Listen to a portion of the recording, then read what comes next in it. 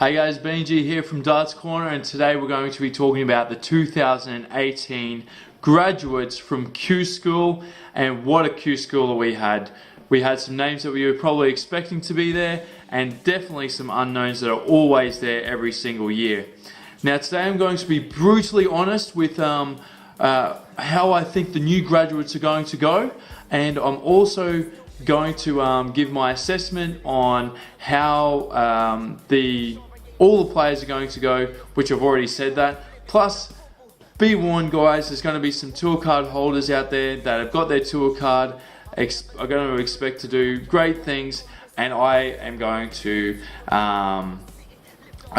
give my comments and criticisms on how far they're actually going to get. If they're going to be a top 32 player, a top 64 player by the end of 2020 and keep their card, or if they're going to be here back in 2020 to try and get their tour card. To start off with the European tour card holders, and we have 10 that made it from the European ones, 5 Dutch guys, 1 German, 1 Polish, 1 Croatian and 1 Spanish. Obviously the Dutch are taking over on the European side. Now, without further ado, those 10 players. We have the 4 players that made their got their tour card automatically by winning the day. Those 4 players were Jeffrey de Zwaan of the Netherlands, Mario Robb, also from the Netherlands, Titus Connect won on day 3, and also the last player was Gabriel Clemens of Germany. So congratulations to those guys, and the 6 players that made it via the order of merit system, which I thought was very fair. So it was on a pro rata basis that they chose 6 extra players from the field, because from the field it was pretty much exactly 5% of the total field of the 600 and so players that were in there, and 5% of the 184 was actually 9, so 9.2, something like that, and they chose 10, so it was 4 automatic and another 6. Those 6 qualifiers were Danny Noppert on 14 points, Robert Marjanovic on 14 points as well, Dirk van Duvenbode on 13 points, and then all on 11 points were Vincent Camphouse, Jose Antonio Justicisa Perales, sorry if I got your name wrong, and Davy Van Valen from Belgium, all on 11 points. Ones that I was really disappointed on missing out were the 2 picks of mine were Diego Portela and Krzysztof Ratalski. They both missed out by 1 point. Needless to say, I'm super devastated they didn't get in, but it's a fair system, and it is Danny Noppert. All I can say is, welcome to the PDC, brother. We are very happy to have you. I think Danny has another level that we haven't seen yet. Put Danny as a top 32 player after his first 2 years on the PDC. This is huge, I believe. But why not, if you're not convinced, his CV looks a little bit like this. He's a BDO World Final 2017. Zoida Duan Masters 2017 winner. 5-time BDO tournament winner in 2016. The point is that he has done his apprenticeship, and now he needs to go another level and succeed on the PDC. I'm a massive fan of Danny Noppert, and I really want to see you do well. I have this guy in my top 32. Moving on to another great player from the Netherlands called Mario Robb.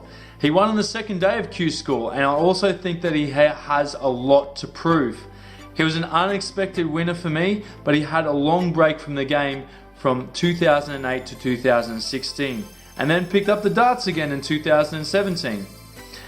He hasn't had the bruising of being beat up by the big players, which is in his favour, and he has to make a mark on the Pro Tour quickly to get the big names afraid of him early in his career. This is another question mark for me. Vincent Camphouse is my next player I'm going to be talking about. Another great player from the Netherlands regaining his tour card. He's getting it back. All I can say by analysing his profile is that another 2 years on the tour will be putting him in good stead for the future.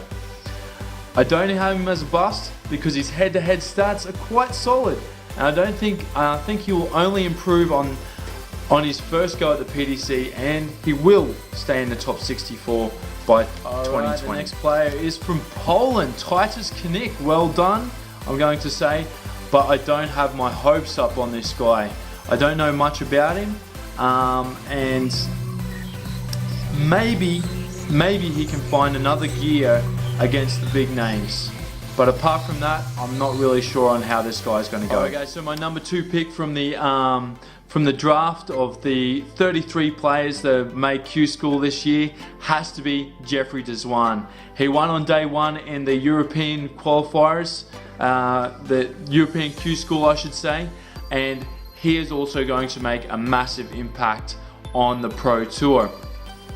This guy has won a development tour title, but that was his first win since 2012 when he won the World Youth Masters. That aside, I had him as one of my picks to make QSchool, and it came to be true on the first day. Look, he's not a player that's very afraid of the big players either.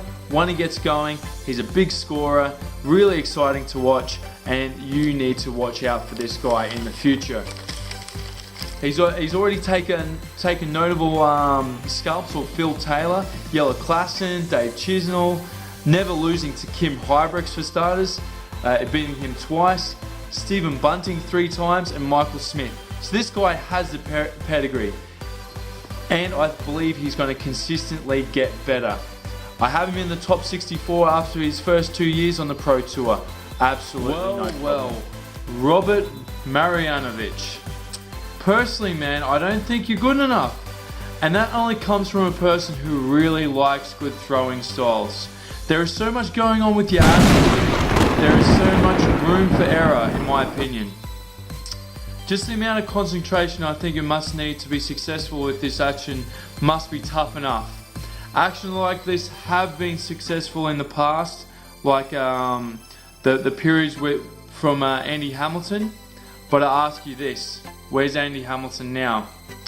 Robert Marjanovic is about Gabriel Clemens. I don't know much about Gabriel, but I get excited when I see players with not many bruises in their career go.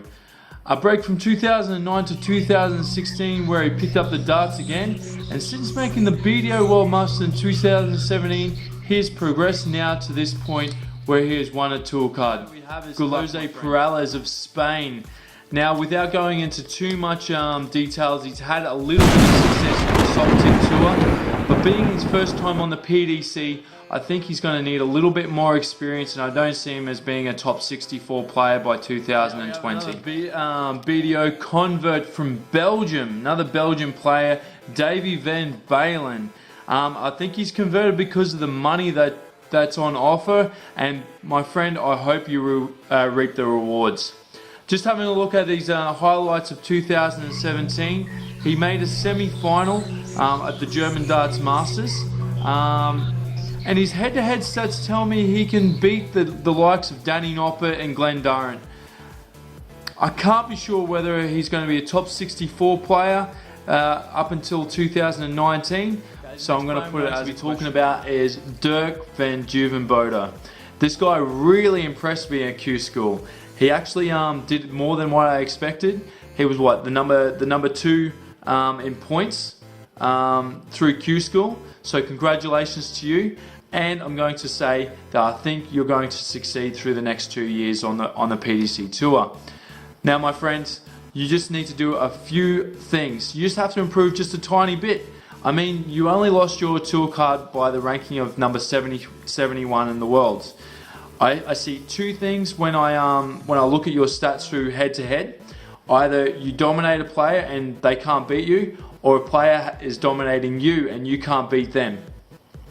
Once you start fixing that stat and you start beating players that you've never beaten before, you're going to start those wins are going to count for something, more prize money, more ranking points, and I believe you're going to be in the top 64 by the end of 2019. Good luck, my friend, and I'm looking forward to watching So you guys, on that's my on TV. assessment of the 33 players that have qualified through QSchool in Wigan and in the qualifier in Germany.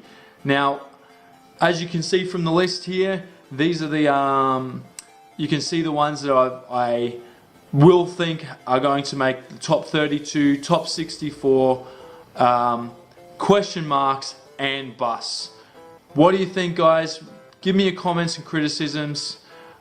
Subscribe. I'm going to be doing a lot more of these videos, and I'll see you in the next one. Catch you later. This is Benny G from Dice Corner. Catch ya. Bye.